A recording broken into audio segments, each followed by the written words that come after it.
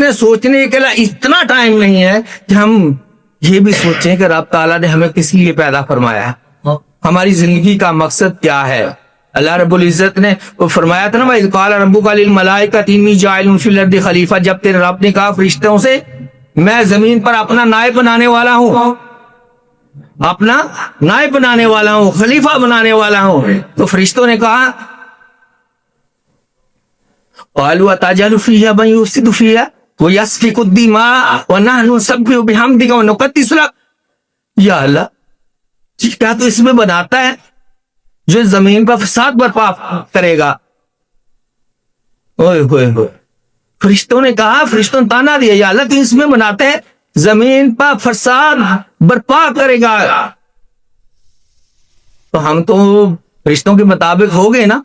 رب تعالیٰ نے جس حکیمانہ انداز میں ہمیں بنایا تھا اس حکیمانہ انداز میں ہم نہیں اتر رہے، لیکن جو فرشتوں نے کہا تھا یا اللہ اس میں زمین میں یہ انسان فساد برپا کرے گا، فساد پھیلائے گا،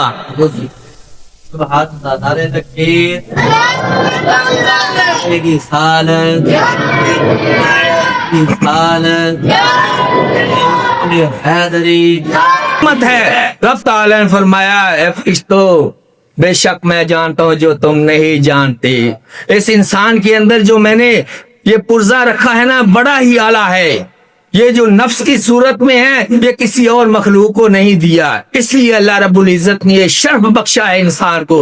لیکن افسوس کی بات یہ ہے اللہ رب العزت نے جو گاڈ گفٹڈ عطا فرمایا تھا وہ گاڈ گفٹڈ کتنا نایاب ہے بھائیو، یہ بہت ہی نایاب تحفہ ہے۔ زندگی ایک مرتبہ ملنی ہے، اس کے بعد چاہے کروڑوں سال گزر جائے، اربوں سال گزر جائے، اس کے بعد ہمیں دوبارہ زندگی لوٹ کر نہیں آنی۔ اس لیے اللہ کی بارگاہ میں دعا ہے کہ رب تعالی ہمیں اس زندگی کو سمجھنے کی، سوچنے کی، کہ جس مقصد کے لیے ہمیں بنایا ہے، جس مقصد کے لیے ہمیں پیدا فرمایا ہے، ہمیں سمجھ کر زندگی بسر کرنے کی توفیق عطا فرمائے۔ اور مقصد یہی ہے، یہ جو ہمارے دلوں کے اندر نفاق ہیں، یہ نفرتیں ہیں، یہ حقارتیں ہیں، یہ حسد ہیں، بغض ہیں، خدا کے لیے ان کو چھوڑ دو۔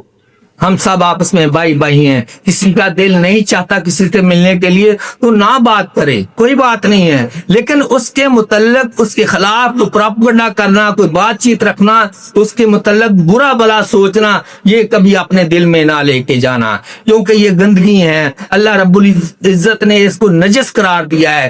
یہی گندگیاں رکھ کے اگر ہم نماز پڑھیں ہماری نمازیں نہیں ہوں گی، منہ پہ مار دی جائیں گی۔ اللہ کو ہماری انہیں باتوں کی ضرورت نہیں ہے، اللہ تعالیٰ مختلف طریقوں سے امتحان لے رہا ہے۔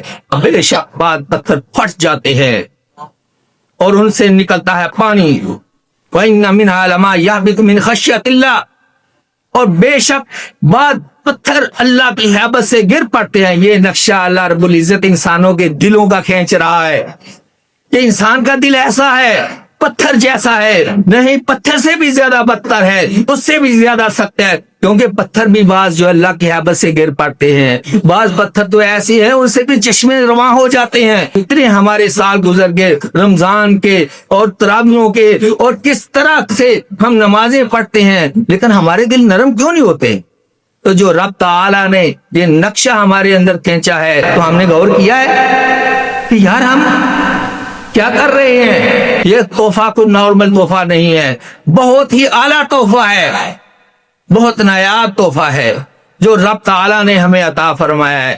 حضرت موسیٰ علیہ السلام کے دل میں بات آئی، یا اللہ یہ تو لوگوں کو بناتا ہے اور بستی کی بستیاں غرق کر دیتا ہے، تباہ کر دیتا ہے، یا اللہ اس سے تو کیا بنانا چاہتا ہے، کیا دکھانا چاہتا ہے؟ پہلی قومیں اللہ کی نافرمانی کرتی تھی تو اللہ تعالیٰ تباہ کر دیتا تھا، چاہے وہ قوم عاد ہو، قوم سمود ہو، قوم لوط کیوں نہ ہو۔ تم گندم کی بجوائی کرتے ہو؟ حضرت موسیٰ علیہ السلام نے عرض کی، یا باری تعالیٰ جی کس طرح کرتے ہو؟ عرض کی، یا اللہ گندم کی بجوائی کرتا ہوں، پھر اس کا میں بھوسا نکالتا ہوں، اور جو گندم ہوتی ہے، جو ان کے دانے ہوتے ہیں، ان کو میں علیحدہ کر لیتا ہوں، کیونکہ وہ میرے کام کے ہیں، وہ میرے استعمال کے ہیں۔ رب تعالیٰ فرماتا ہے اسی طرح میں نے اپنے بندوں کو پیدا ضرور فرمایا ہے، جو یہ بھوسا ہوتا ہے اس کو میں ضائع کر دیتا ہوں، اور جو میرے محبوب ہوتے ہیں ان کو میں نکال لیتا ہوں، چن لیتا ہوں۔ تو میرے بھائیو بھوسا نہ بنو۔ اللہ رب العزت نے ہمیں بڑا قیمتی ہیرا عطا فرمایا ہے، اس کی قدر کرو، یہ سوسائٹی کے جال میں نہ پھنسو، نکلو اس سے، اللہ کے لیے اپنے دلوں کو جھکا لو۔ یہ ہمارے جتنے بھی ہیں سوسائٹی کے ہیں، معاملات ہیں، رشتہ دار، یہ ہمارے دشمن نہیں ہیں، ہمارا دشمن اندر بیٹھا ہوا ہے، وہ ہمارا نفس ہے، جس کو ہم نے اتنا اباور کروا دیا ہے۔ ہم ایک دوسرے کو ملامت کر رہے ہیں کہ یہ فلاں میرا دشمن ہے، یہ فلاں منافق ہے، یہ فلاں کافر ہے، یہ فلاں مجھے ذلیل کرتا ہے۔ میرے دل کے اندر دوسروں کے متعلق جو ہمارے بھائی ہیں یہ کوئی دشمنی نہیں ہے۔ ہمارے دنیا کے اندر کتنے ایسے آئے، اپنی پچھلے والی زندگی میں دیکھیے، جو ہمارے ساتھ کھاتے تھے، بیٹھتے تھے، پہنتے تھے، سوتے تھے، جاگتے تھے، ہمارے ساتھ رہتے تھے، باتیں کرتے تھے، کیا ہے، کیا انہوں نے حاصل کر لیا ہے؟ اس لیے اللہ کے لیے اللہ کی بارگاہ میں جھک جاؤ۔ اللہ کی بارگاہ میں دعا ہے کہ ہمیں صحیح معنوں میں انسان بننے کی توفیق عطا فرمائے۔ واقعہ الحمدللہ رب العالمین۔